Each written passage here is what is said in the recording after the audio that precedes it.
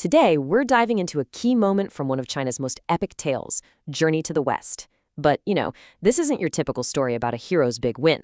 Nope. This is about what happens when the real hero gets kicked to the curb and, well, a fool takes his place. It's a story of a hero's blunder, and believe me, it almost doomed everyone. So take a look at our pilgrims here on their sacred journey.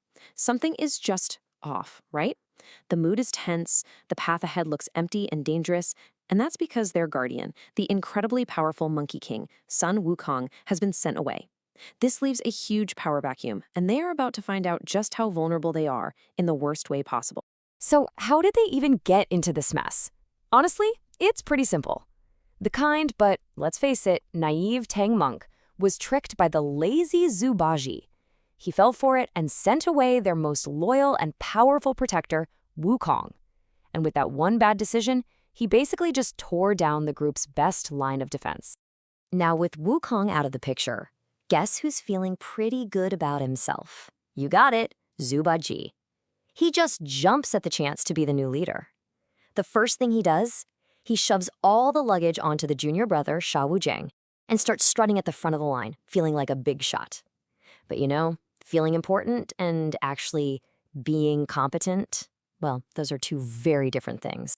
And it doesn't take long for our new leader to face his first real test. And like a lot of problems, this one starts with a simple, empty stomach. The master, Tang Sanzang, feels his stomach rumbling, and he makes a pretty simple request to his new number 2. It's a basic task, right? Something Wukong would have handled in seconds.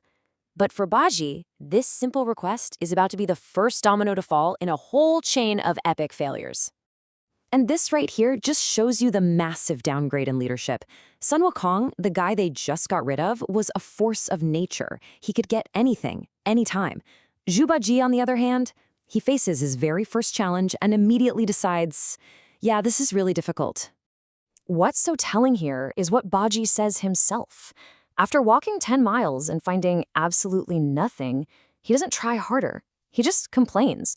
He whines about how easy his senior brother had it, basically giving up because he's lazy. Yeah, not exactly the mindset of a protector, is it? So what's the brilliant solution for a leader who's faced with a tough job? Well, under the hot sun, tired and frustrated, Bajie just gives up. He finds a nice, shady spot under a tree, and within moments, he's fast asleep and snoring. Mission totally forgotten. Bajie's little nap sets off a disastrous chain reaction.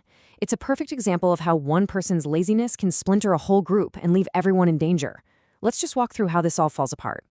Okay, so it starts with one person leaving. Bajie wanders off, supposedly to find food, and now he's separated from the group. After waiting for what feels like forever, the impatient Wujing just assumes his brother is hiding somewhere eating by himself, so off he goes to track him down. And just like that, it's complete. The holy monk Tang Sanzang, the whole reason for this entire journey, is now just sitting by the side of the road, totally alone and completely defenseless. A sitting duck. So, with the master completely isolated, completely unprotected, the danger that's always been lurking in the shadows on this journey, well, it decides now is the perfect time to make its move. The monk has been waiting a long, long time. As the sun starts to set, giving everything this red-orange glow, he spots something interesting up ahead. A beautiful, pointed pagoda rising out of a dark pine forest.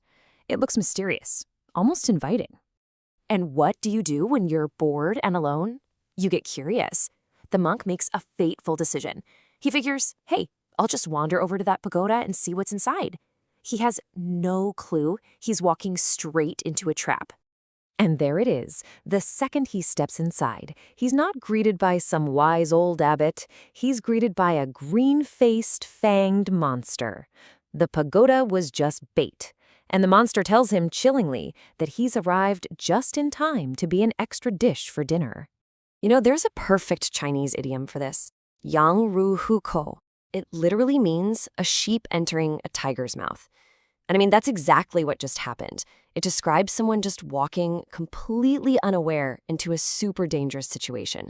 So, is this it? Has the monk's curiosity and his disciples' total incompetence sealed his fate? Did the main character of this whole quest really just serve himself up on a silver platter for dinner? All right, let's go back to our so-called protectors.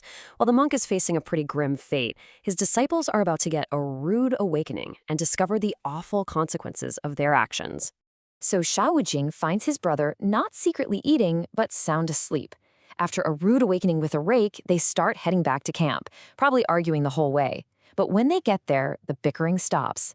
The luggage is there, the horse is there, but their master, he's just gone. I mean, they had one job: protect their one master. And now, they're facing one catastrophic failure.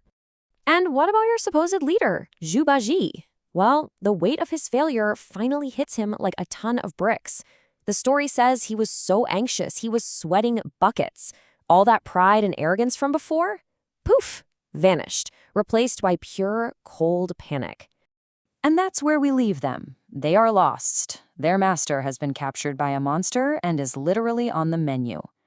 And the one person who could actually fix this, Sun Wukong, was sent packing because of their own foolishness. So the question is, what can these two possibly do to fix a mess this big?